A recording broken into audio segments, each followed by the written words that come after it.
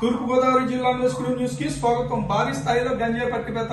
పోలవరం జిల్లా వైరామవరం మండలంలో అయితే పోలీసులు 250 కేజీల గంజాయిని అయితే స్వాధీనం చేసుకున్నారు. దీని విలువ 1,25,00,000. 4 నిందితులను అయితే అదుపులో తీసుకున్నారు. ఒక బొలెరో వాహనం, ఒక పల్సర్ 4 మొబైల్ అయితే స్వాధీనం చేసుకున్నారు.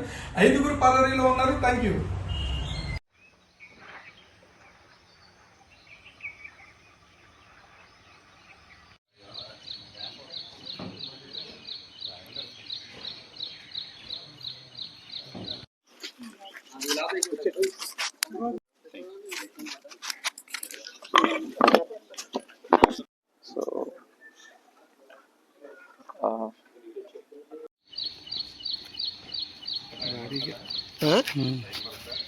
బయలుదేరిపోయారు.